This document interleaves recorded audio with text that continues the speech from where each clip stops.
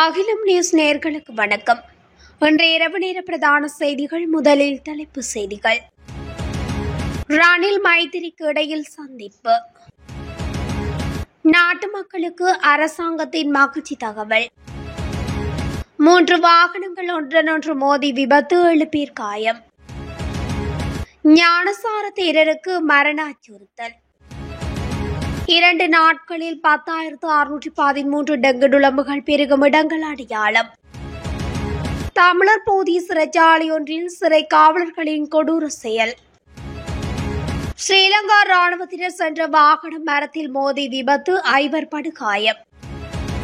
திசை காட்டி உறுப்பினர் அதிரடி கைது, வெளியான பின்னணி. குரங்குகளுக்கு வைக்கப்பட்ட மின்சாரம் தாக்கி சிறுமி உயிரிழப்பு. தொடர்பான விரிவான செய்திகள். முன்னாள் ஜனாதிபதிகளான மைத்திரிபால சிறிசேனவுக்கும் ரணில் விக்ரமசிங்கவுக்கும் இடையில் நடத்தப்பட்ட பேச்சுவார்த்தைகள் வெற்றி பெற்றதாக முன்னாள் நாடாளுமன்ற உறுப்பினர் சமன் ரத்னபிரிய தெரிவித்துள்ளார். கொழும்பு மால் வீதியில் அமைந்துள்ள செயல்பாட்டு அலுவலகத்தில் நடைபெற்ற கலந்துரையாடலை தொடர்ந்து ஊடகங்களுக்கு கருத்து தெரிவிக்கையிலே அவர் இவ்வாறு குறிப்பிட்டுள்ளார். கொழும்பு மாநகர சபை உட்பட எதிர்க்கட்சி பெரும்பான்மையை கொண்ட அனைத்து உள்ளூராட்சி சபைகளிலும் அதிகாரத்தை நிலைநாட்டுவது தொடர்பில் மைத்திரிபால சிறிசேனவிற்கும் ரணில் விக்ரமசிங்கவிற்கும் இடையில் பேச்சுவார்த்தைகள் நடத்தப்பட்டன. இந்நிலையிலே குறித்த கலந்துரையாடல்கள் வெற்றி பெற்றுள்ளன என்று முன்னாள் நாடாளுமன்ற உறுப்பினர் சமன் ரத்னபிரிய குறிப்பிட்டுள்ளார்.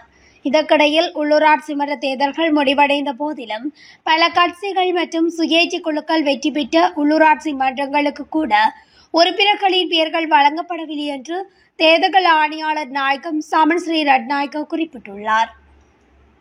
இலங்கையின் அனைத்து துறைகளிலும் உள்ள தொழிலாளர்களினதும் அடிப்படை சம்பளத்தை 27,000 ரூபாவாகவும் அடிப்படை தினசரி சம்பளத்தை 1,800ஆகவும் அரசாங்கம் அறிவித்துள்ளது. இது தொடர்பான வர்த்தமானி அறிவிப்பானது அரசாங்கத்தினால் நேற்று வெளியிடப்பட்டுள்ளது. அதன்படி எதிர்வரும் ஏப்ரல் மாதம் 1ஆம் தேதி முதல் 2025 டிசம்பர் மாதம் 31ஆம் தேதி வரை குறைந்தபட்ச அடிப்படை சம்பளத்தை 9,500ஆகவும் குறைந்தபட்ச தினசரி சம்பளத்தை 380 ரூபாவாகவும் அதிகரிக்க திட்டமிடப்பட்டுள்ளது. அத்துடன் 2026 ஜனவரி 1ஆம் தேதியிலிருந்து அடிப்படை சம்பளத்தை 3,000ஆகவும் அடிப்படை தினசரி சம்பளத்தை 120ஆகவும் அதிகரிக்கவும் தீர்மானிக்கப்பட்டுள்ளது. இந்த நிலையில் ஜனவரியிலிருந்து எந்தவொரு தொழில் அல்லது சேவையிலும் உள்ள அனைத்து தொழிலாளர்களுக்கும் அடிப்படை சம்பளம் 30,000ஆகவும் அடிப்படை தினசரி சம்பளம் 1,920ஆகவும் அதிகரிக்கப்படும். சிலாபம் கொழும்பு பிரதான வீதியில் இனி கொடவள ரயில் கடவையில் 3 வாகனங்கள் ஒன்றுடன் ஒன்று மோதி விபத்து ஏற்பட்டுள்ளது. இன்று காலை ஏற்பட்ட இந்த விபத்தில் சுமார் 7 பேர் காயமடைந்து சிலாபம் பொது வைத்தியசாலையில் அனுமதிக்கப்பட்டுள்ளதாக தெரிவிக்கப்படுகின்றது. இனி கொடவள ரயில் கடவை வழியாக ரயில் ஒன்று பயணித்த நிலையில் ரயில் கடவை மூடப்பட்டுள்ளது. இதன்போது 2 வாகனங்கள் நிறுத்தப்பட்டிருந்த நிலையில் கொள்கலன் வாகனம் ஒன்று நிறுத்தப்பட்டிருந்த வேன் மீது மோதியது. பின்னர் அந்த வேன் முன்னால் இருந்த எரிபொருள் பவுசர் மீது மோதியது. இந்த விபத்தில் வேன் பலத்த சேதமடைந்துள்ளதுடன் சிலாபம் போலீசார் மேலதிக விசாரணைகளை மேற்கொண்டு வருகின்றனர்.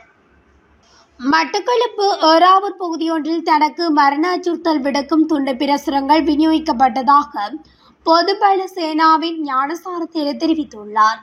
சர்வதேச பயங்கரவாத அமைப்புகளுடன் தொடர்புடைய இஸ்லாமிய தீவிரவாதம் இலங்கையில் பரவுவது குறித்து சமீபத்தில் தான் தகவல்களை வெளியிட்டதை தொடர்ந்தே இந்த மரண அச்சுறுத்தல்கள் விடுக்கப்பட்டுள்ளதாக ஞானசார தேரர் தெரிவித்துள்ளார். இது தொடர்பில் பாதுகாப்பு அமைச்சின் செயலாளருக்கு இது குறித்து உத்தியோகபூர்வமாக அறிவித்துள்ளேன் என தெரிவித்துள்ள ஞானசார தேரர், நாட்டில் தீவிரவாத நடவடிக்கைகள் மற்றும் மத பதற்றம் ஆபத்தான விதத்தில் அதிகரித்துள்ளதை இது வெளிப்படுத்துகின்றது என தெரிவித்துள்ளார். கடந்த 2 நாட்களில் மாத்திரம் கொழும்பு மற்றும் ரத்தினபுரி உள்ளிட்ட 15 மாவட்டங்களில் 10,613 டெங்கு நுளம்புகள் பெருகும் இடங்கள் அடையாளம் காணப்பட்டுள்ளதாக தேசிய டெங்கு கட்டுப்பாட்டு பிரிவு தெரிவித்துள்ளது.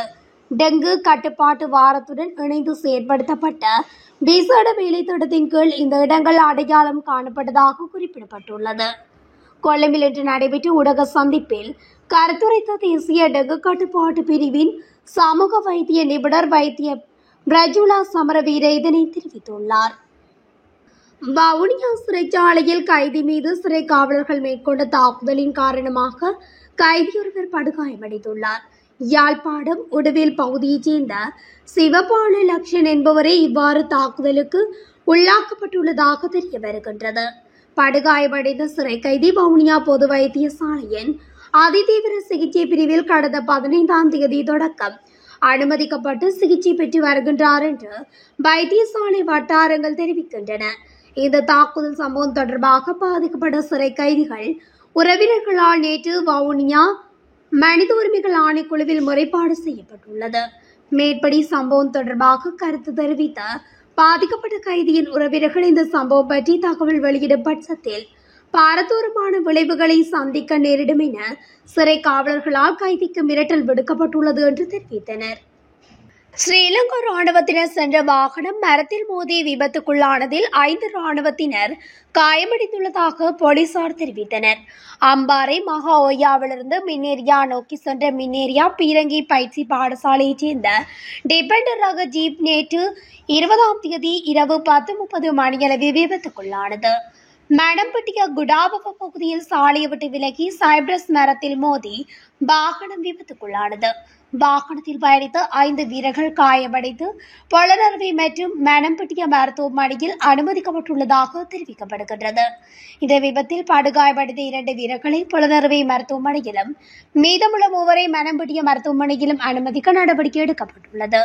விசாரணைகளை மேற்கொண்ட மணம்பட்டிய காவல்துறையினர் மகாஓயா பகுதியில் ஒரு பயிற்சி வகுப்பில் கலந்து கொண்டு விட்டு மின்னேரியாவுக்கு திரும்பும் போதே இந்த விபத்து நிகழ்ந்துள்ளது. விசாரணை நடத்தி வரும் மணம்பட்டி காவல்துறை பொறுப்பதிகாரி இன்ஸ்பெக்டர் அசின சரத்குமார் தாங்கள் நடத்திய விசாரணையில் ஓட்டுநர் தூங்கிவிட்டதே விபத்துக்கான காரணம் என்று குறிப்பிட்டுள்ளார். இந்த விபத்தில் டிபெண்டரின் முன்பகுதி கடுமையாக சேதமடைந்துள்ளதாகவும் காவல்துறையினர் தெரிவிக்கின்றனர். இம்முறை பாதுளை கல்துமுல்ல பிரதேச சபைக்கு தேர்ந்தெடுக்கப்பட்ட தேசிய மக்கள் சக்தியின் உறுப்பினர் ஒருவர் 5.9 மில்லியன் நிதி மோசடி தொடர்பாக கைது செய்யப்பட்டுள்ளதாக கூறப்படுகின்றது. இது தொடர்பில் முறைப்பாடு அளித்து வரும் அதே கட்சியில் கல்துமுல்ல பிரதேச சபையில் போட்டியிட்டு தோல்வியடைந்தவர் என்றும் தெரிய வந்துள்ளது. மிளகு வியாபாரம் தொடர்பான பண பரிவர்த்தனை தொடர்பாக முறைப்பாட்டாளருக்கும் தற்போது கைது செய்யப்பட்டவர்களுக்கும் இடையே சிறிது காலமாக தகராறு இருந்து வந்துள்ளது. இதன்படி கைது செய்யப்பட்ட நபரிடமிருந்து பணம் கிடைக்காதது தொடர்பாக பண்டாரவெல பிரதேச நிதி குற்றப்பிரிவில் சம்பந்தப்பட்ட முறைப்பாடு அளிக்கப்பட்டுள்ளது. மேற்படி சந்தேக நபரான தேசிய மக்கள் சக்தி உறுப்பினர் நேற்றைய தினம் கைது செய்யப்பட்டு பண்டாரவெல நீதவான் முன்னிலையில் முற்படுத்தப்பட்டதை அடுத்து விளக்கமறியலில் வைக்கப்பட்டுள்ளார். கண்டி வேலப்பொடி போலீஸ் பிரிவின் கோவில்கந்த பகுதியில் குரங்களுக்கு வைக்கப்பட்ட மின்சாரம் தாக்கி 11 வயது சிறுமியொருவர் உயிரிழந்துள்ளார். இந்த சம்பவம் நேற்று மாலை நடந்துள்ளது. உயிரிழந்த சிறுமி நேற்று வீட்டின் ஏணியை பயன்படுத்தி ஏறிய போது அங்கு குரங்கள் வருவதால் கம்பியில் மின்சாரம் இணைக்கப்பட்டிருந்தது. இதன்போது சிறுமி மின்சாரம் தாக்கி இறந்தது முதற்கட்ட விசாரணையில் தெரிய வந்துள்ளது. சடலம் கண்டி வைத்தியசாலையின் பிரேத அறையில் வைக்கப்பட்டுள்ளது. இத்துடன் அகிலம் நியூஸினுடைய பிரதான செய்திகள் நிறைவடைகின்றன. தொடர்ச்சியாக செய்திகளை அறிந்து கொள்ள அகிலம் நியூஸ் ஊடகத்துடன் இணைந்திருங்கள். நன்றி, வணக்கம். அகிலம், மாற்றத்திற்கான மக்கள் குரல். இந்த வீடியோ பிடிச்சிருந்தா லைக் பண்ணுங்க, கமெண்ட் பண்ணுங்க, ஷேர் பண்ணுங்க. மறக்காம கீழே இருக்க பெல் ஐகானை கிளிக் பண்ணுங்க.